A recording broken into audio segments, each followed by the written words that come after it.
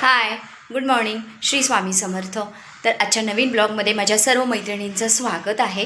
तर आज गुरुवार आहे आणि आत्ता वाजलेले आहेत 11:30. दिलीप ऑफिसला गेले. सकाळी आज त्यांना मी मेथीचे ठेपलेच दिले. पटकन शॉर्टकट हे केला. मेथी होती तर म्हटलं मेथीची भाजी आणि चपाती एवढं वेळ करण्यापेक्षा मेथीचे ठेपलेच द्यावे. मेथीचे ठेपले आणि दही दिलं. बाकीचं सगळं घरातलं आवरलं, देवपूजा वगैरे सगळी करून घेतली आणि आत्ता मैत्रिणींसोबत आता निघाली आहे बाहेर. आता कुठे ते सांगेनच मी तुम्हाला पुढे गेल्यावर. आता म्हणजे समजेलच कुठे मी निघाले आहे ते. तर चला आपण पण जाऊया माझ्यासोबत. चला तुम्ही पण.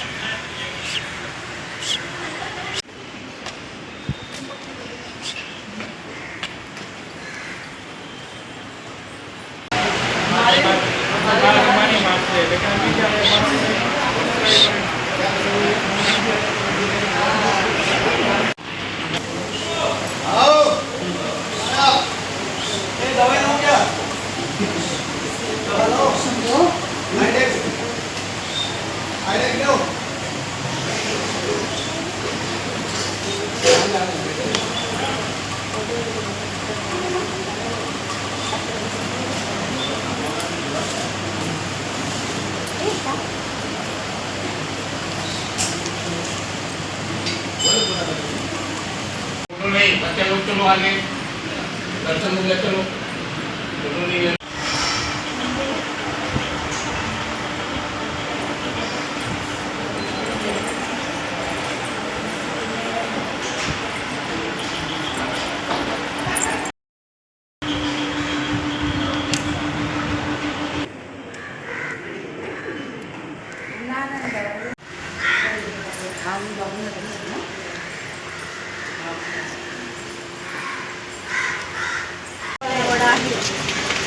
साबुदाना वड़ा. हाँ काले. मेरा कैसा भी काम है ना, इसके लिए मंगलवार को मैं नहीं इतना. बाबुलनाथ मंदिरात पहिल्यांदा गेलेलो आणि महालक्ष्मीच्या पुढे आहे बाबुलनाथ मंदिर. तर तिथे गेलेलो. त्याच्यानंतर आम्ही थोडासा नाश्ता वगैरे केला आणि आम्हाला आता गिरगाव कांदेवाडी जिथे आपल्या स्वामींचा मठ आहे तिथे जायचं आहे. कारण मी पहिल्यांदाच निघाले. तर त्या तिघी नाही माहिती नाही, त्या तिघी अगदी निवांत पाठीमागून चालत येत आहेत. मला इथे दादा भेटले. ते मला बोलले मी दाखवतो तुम्हाला, चला. तर म्हणून म्हटलं ठीक आहे. त्यांच्या मागोमाग मी चालले. कारण टॅक्सीवाल्यांनाही माहिती नव्हतं. त्यांनी अर्धवट म्हटलं सोडा आम्हाला इथेच, आम्ही चालत जातो. ऊन आहे पण ठीक आहे. मला कांदेवाडी मठ बघायचा होता आणि मला इवन दिलीपसुद्धा बोलले आणि ते गेलेले आहेत एकदा. म्हणून म्हटलं ठीक आहे आज जरा त्या मठात जाऊन येऊया. ह्या तिघी मागे आहेत. या लवकर. तिघी मागे आहेत, हळूहळू येत आहेत. म्हणजे दादा पुढे चालत आहेत, मी पाठीमागून त्यांच्या.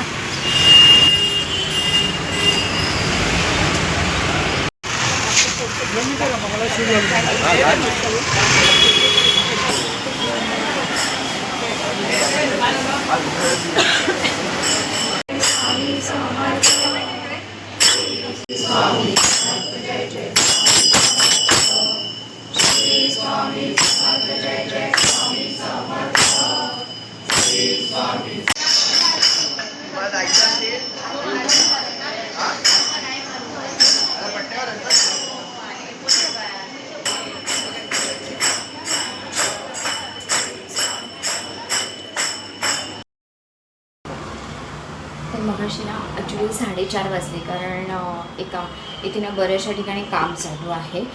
रस्त्यांची कामं चालू आहेत. त्याच्यामुळे एक रस्ता बंद असेल तर एका साईडला परत एवढं ट्रॅफिक होतं की अर्धा तास तिथेच जातो. असं आम्ही आलो असतो लवकर घरी, पण अर्धा तास ट्रॅफिकमध्ये गेला. त्याच्यामुळे थोडं लेटच झालं. 4:30 वाजता मी घरी आले. त्याच्यानंतर मग थोडा वेळ आराम केला आणि म्हटलं आता पटापट आवरावं. कारण उपवास आहे, पटापट जेवण करावं आणि नामस्मरण पण बाकी आहे, तर नामस्मरण पण करायचं आहे. आणि हे तर म्हटलं कॉफी घ्यावी आधी पहिल्यांदा. तर ना आज मी पहिल्यांदा कांदेवाडीत जो स्वामींचा मठ आहे तो महाराष्ट्रामधला पहिला स्वामींचा मठ तिथे आहे, म्हणजे कांदेवाडीमध्ये. जे आपलं स्वामी चरित्र सारामृत आहे त्याच्यामध्ये कांदेवाडीत एका भक्तीने तिथे जागा दिलेली आहे, ते आहे त्याच्यामध्ये सगळं हे दिलेलं आहे त्याच्यामध्ये त्या ग्रंथामध्ये. तर ते कांदेवाडीतला तो पहिला मठ जो आज मी हे केलेला आहे, तिथे आतमध्येही मेन म्हणजे आज तिथे आतमध्येही व्हिडिओ किंवा शूटिंग करून देतात.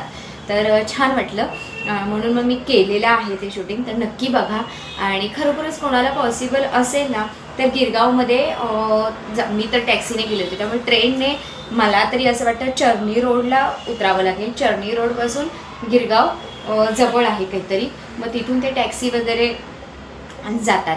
तर तसंच गेलं तरीही चालेल, कारण मी पहिल्यांदा बाबुलनाथला गेले. बाबुलनाथ मंदिर महादेवांचं जे आहे ते बाबुलनाथ, तिथून मग आम्ही परत टॅक्सी करून एक 22 रुपये झाले, म्हणजे जवळ आहे. खरं 1.5 किलोमीटर फक्त आहे तिथून बाबुलनाथ मंदिरपासून स्वामींचा कांदेवाडीतला मठ जो आहे गिरगाव, तर तो फक्त 1.5 किलोमीटर आहे. पण कसं ऊन होतं भरपूर, त्यामुळे चालायची एवढी काही हे नव्हते. तरी पण टॅक्सीवाला म्हणजे घुमवत, म्हणजे इकडे नाही इकडे कसं करायला, मी म्हटलं ठीक आहे सोडून द्या, आपण चालत जाऊया.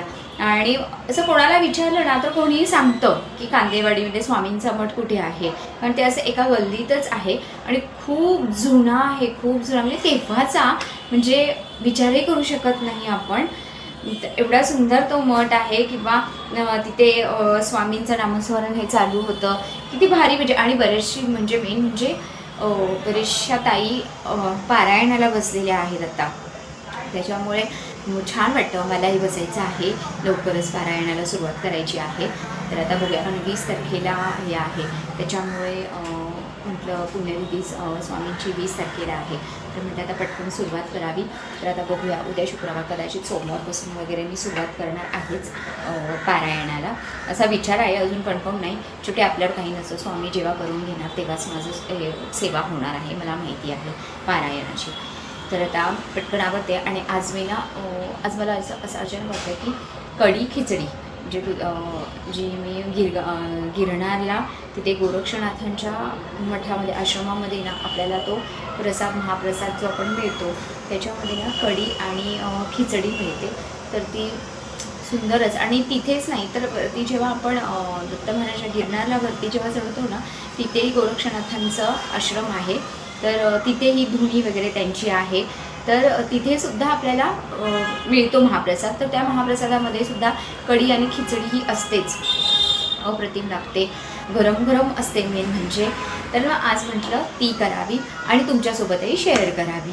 तर चला, आधी पहिल्यांदा ना कॉफी घेते आणि पटकन कढी खिचडीची तयारी करते. आणि कढी खिचडी आधी करते, कसं कढी खिचडी झाली की मग नंतर मग नामस्मरण वगैरे करायला बसणार मी आणि मग उपवास सोडेन. तर चला आता पटकन आधी ना थोडंसं कॉफी घेते. कॉफी घेतली की जरा फ्रेश वाटेल म्हणून म्हटलं आधी कॉफी घ्यावी. तर कॉफी घेते आणि नंतर मग बोलते.